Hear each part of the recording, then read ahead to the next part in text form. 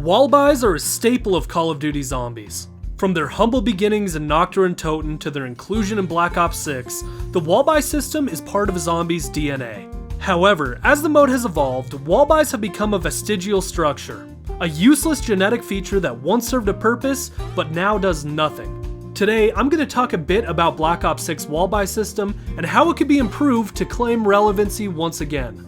My name is WatermelonSniper, and this is Treyarch's wall buy problem. Alas, the doctor is too poor to buy this. For those of you who might not be aware, which even for new Zombies players I wouldn't blame you, wall buys are purchasable weapons which help you gain power as you fight your way through the rounds.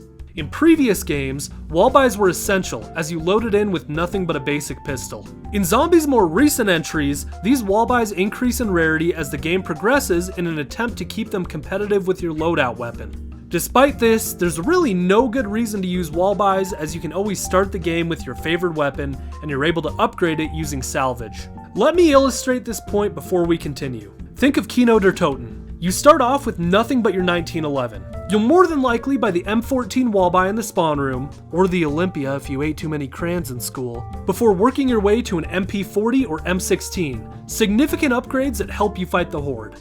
Compare this to a map like Terminus. You're never going to purchase the Tonto 22 off the wall to help you reach the XM4 wall buy. You're just going to spawn in with the XM4, ready with all of your attachments, and upgrade its rarity as you go. Before I get any of the comments, yes, removing the loadout system and forcing players to spawn in with the standard pistol would almost entirely fix this issue. But here we are in 2025. Love it or hate it, the loadout system is part of Zombies. It's a mechanic that was influenced by multiplayer in Warzone, and I don't see Treyarch ever going back. That being said, I have 3 solutions that can make wall buys much more appealing and competitive long term. What? That stripper must have stolen my money! Introduced in Cold War, wall buys slowly increased in rarity as the game progressed. In Black Ops 6, we maintain the same system and rarity thresholds are loosely as follows. From rounds 1 to 5, wall buys individually upgrade to an uncommon rarity. Rounds 6 to 15 see wall buys upgrade to rare rarity. Between rounds 16 and 20, these wall buys further increase to epic rarity. And finally, after round 20, wall buys have a chance to upgrade to legendary. In and of itself, this is one positive aspect of the new wall buy system.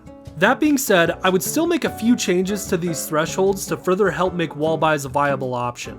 By the end of round 5, all wall weapons should be uncommon. By the end of round 10, all wall buys should be rare. This could help give wall weapons a great head start. And on maps like Liberty Falls or the Tomb, you'll likely be going for the free Ether Tool upgrade anyhow. Allowing weapons to upgrade to the epic rarity between rounds 10 and 20 would fit well into the game. Maybe this curve starts off slowly, with only 1 or 2 wall weapons being epic by round 15, with the rest upgrading throughout the final 5 rounds of that threshold. If I got lucky and saw an epic wall buy at round 11 rather than round 20, I'd be much more likely to use it.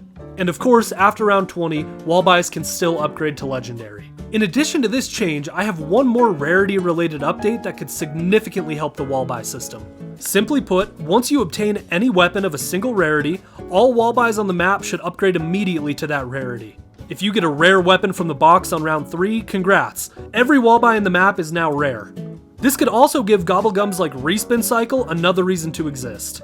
Respinning a rare weapon from the box gives you an increased chance to roll an epic rarity weapon. Even if you don't pull the weapon that you want from the box, you're immediately put at an advantage as every wall buy in the map is upgraded.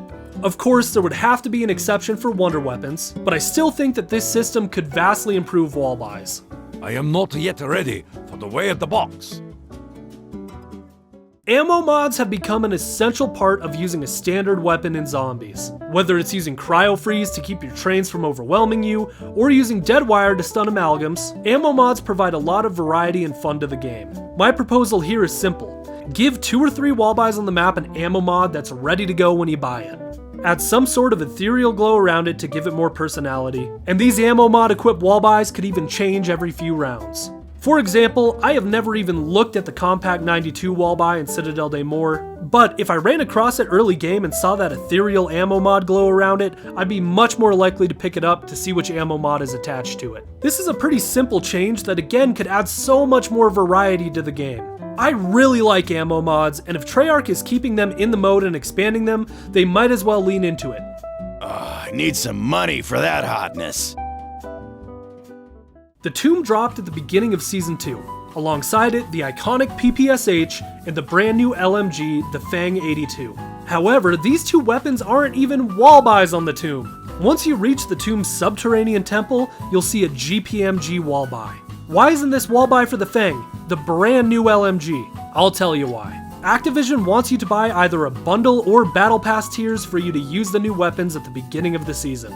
I'm using the Fang as an example here, as LMGs are my favorite class of weapons in CoD. If I launched into the tomb, bought the Fang as a wall buy and loved it, I honestly might buy a new bundle with the cool Fang blueprint so I can start adding my own attachments and camo grinding right away. Having the new weapons as wall buys in Zombies maps might even help get more multiplayer or Warzone players into Zombies to try them out and start leveling them up. New weapons are a huge part of CoD's fairly new live service model, and Activision is actively working against this selling point by keeping said new weapons inaccessible in a standard Zombies match. I honestly do not see a world where adding the new weapons into a Zombies map is a negative. To wrap things up, I just need to say that I love wall buys. They're so iconic and such a large part of what makes Zombies, well, Zombies. I see Treyarch's effort in trying to make wall weapons viable and competitive with rarity upgrades and zombie builds, but they still need to go further. I don't know if my suggestions would even hold up as actual game design decisions, but I do think it's an important conversation to have. I appreciate you watching until the end of the video, and I truly hope you enjoyed it. I'm super passionate about zombies and want to see the mode succeed. If you want to see more of my Zombies content, please consider subscribing.